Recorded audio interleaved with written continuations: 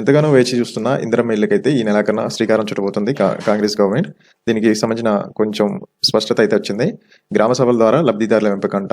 So ఇప్పటిదాకా మనం ration card base చేసుకుని ఇస్తారనుకున్న దాన్ని మాత్రం రేషన్ కార్డు ప్రామాణికంగా తీసుకోవాలని గ్రామ సభల ద్వారా కంప్లీట్గా ఎంపిక అనేది ఉంటుందని చెప్తున్నారు.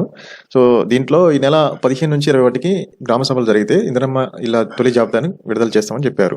కానీ అది వీలు కాకపోవడం వల్ల నిబంధనలపై స్పష్టత రాకపోవడం కేంద్ర రాష్ట్ర ప్రభుత్వాల మధ్య కుటుంబ సర్వే నేపథ్యంలో ఇది ఆలస్యమైందంటూ డిసెంబర్ మొదటి వారం కల్లా ఇచ్చేస్తాం జాబితా అని చెప్పారు. కంప్లీట్గా ఇది ఇందిరమ్మ కమిటీ ఏర్పాటు చేశారు. ఆ ఇందిరమ్మ కమిటీ గ్రామ పంచాయతీ కార్యదర్శులు గ్రామ సభల ద్వారా ఎంపిక ఉంటుంది. దీంట్లో ఇప్పటి వరకైతే 80 లక్షల మంది అప్లై చేస్తే ఇదివరకు లబ్ధి పొందిన వారైతే 12 లక్షల మంది ఉన్నారు. సో రేషన్ కార్డు బేస్ చేసుకొని మాత్రం ఇవ్వట్లేదు గ్రామ సభలే అని చెప్తున్నారు.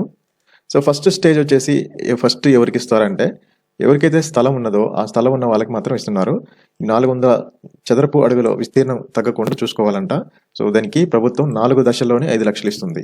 సో ఇది మొత్తము 80 లక్షలు అప్లై చేస్తే 4 దశల్లోని ఎంతమందికి ఇస్తారని చూస్తే 28,000 కోట్లతో 20 లక్షల ఇల్లు మాత్రం ఇస్తాం. దాంట్లో మొదటి దశలోని 7,740 కోట్లతో 4.5 లక్షలు 4.5 లక్షల ఇల్లు మంజూరు చేస్తామని చెప్పింది. ఇంకా నెక్స్ట్ వచ్చేసి వచ్చే ఏడాది అంటే నెక్స్ట్ ఇయర్లోని బడ్జెట్లో స్థలం లేని వారికి కూడా ఇల్లు మంజూరు చేసే విధంగా మళ్ళీ కసరత్తు చేస్తామంటూ స్టేట్మెంట్ మళ్ళీ ఇచ్చేసింది. సో ప్రభుత్వం అయితే స్థలం కూడా సమకూర్చే అవకాశాలు కూడా ఉన్నాయి. సో అసలుకి ప్లేస్ లేని వాళ్ళకి మాత్రం నెక్స్ట్ ఇయర్ ఇస్తారు. ప్లేస్ ఉండి ఇల్లు లేని వారికి మాత్రం ఈ ఫస్ట్ టర్మ్లోనే ఇస్తారంట. ఈ ఫస్ట్ ఏడాదిలో మాత్రం 4.5 లక్షల ఇల్లు మాత్రం సెలెక్షన్ చేశారు. ఇవి ఎవరికి వస్తాయి ఏవి రావు అనేది కంప్లీట్గా గ్రామ సభల మీద ఆధారపడి ఉంటుంది. గ్రామ సభల్లోని ఇందిరమ్మ కమిటీ వాళ్ళు సెలెక్షన్ చేసిన దాని ప్రకారం ఉంటుంది. ఇక లాస్ట్ టైం ఎంతమంది సెలెక్ట్ అయ్యారు, ఎంతమందికి ఇల్లు వచ్చినాయని చూస్తే 2004 నుంచి 2014 వాటికి 23,85,188 మంది లబ్ధిదారులు పొందినారంట. సో వీళ్ళకి ఆల్రెడీ వివిధ పథకాలలో ఇల్లు మంజూరైనాయి.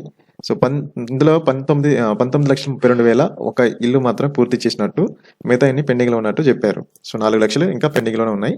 2014 నుంచి 2023 డిసెంబర్ 7 వరకు 2,36,711 ఇల్లు మంజూరయ్యాయి. ఇందులో 1,58,860 ఇల్లు అయితే పూర్తయ్యాయి. ఇంకా వీరిలో 1,36,116 మంది లబ్ధిదారులకు ఇల్లు అందించారు. సో ఇదా డిఫరెంట్ స్టేజ్లో అన్నీ ఉన్నాయంట. ఇంకా చూద్దాం ఈ ఇందిరమ్మ ఇల్లు ఎవరికి ఇస్తారు, నియోజకవర్గానికి ఎంత వస్తాయి. సో యాక్చువల్గా గవర్నమెంట్ ఇచ్చిన స్టేట్మెంట్ ప్రకారం 3,500 ఒక నియోజకవర్గం కింద ఇస్తామని చెప్పారు. ఒక నియోజకవర్గం కింద ఎన్ని మండలాలు ఉన్నాయి? 3 మండలాలు ఉంటాయి.